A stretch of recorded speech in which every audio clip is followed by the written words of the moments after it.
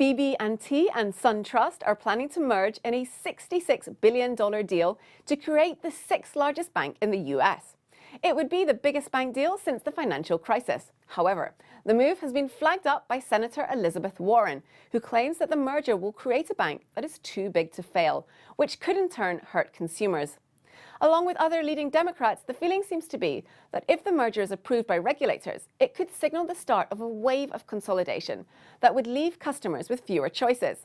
She has apparently written to Fed Chair Jerome Powell, expressing concern that they will simply allow the deal to go ahead without considering the effect on bank competition. She also stated that she felt that regulatory matters could make things even worse, referring to the increased consolidation within the industry.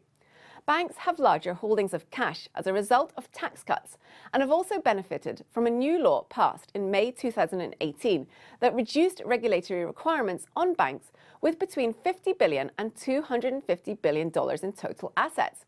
Currently, BB&T has about $226 billion in total assets, while SunTrust has $216 billion.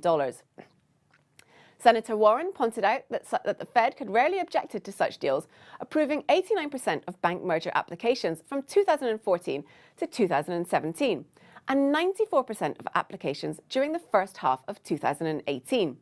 All were far smaller than the proposed BB and SunTrust deal. The deal would, however, create shareholder value, with huge cost savings for both parties. As news of the merger broke, BB&T's share price was up 2.4% and SunTrust's up 8.3%. The two banks said they expect to save $1.6 billion in costs by eliminating jobs in bank branches and back office positions, such as accounting and legal roles. They have said that those savings could then be used to help finance a technology centre in Charlotte focused on building digital banking systems, which in theory would help the new bank compete with the national giants.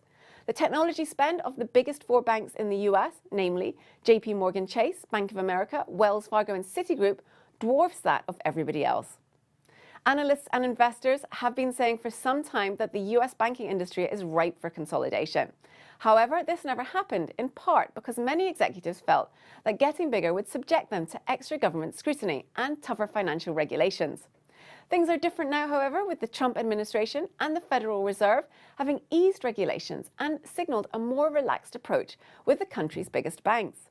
The merged BB&T and SunTrust Bank, if the deal is approved by regulators, will be based out of Charlotte, North Carolina, operating under a new name, which has apparently not yet been decided. At present, they are the two best performing banks in the Southeast.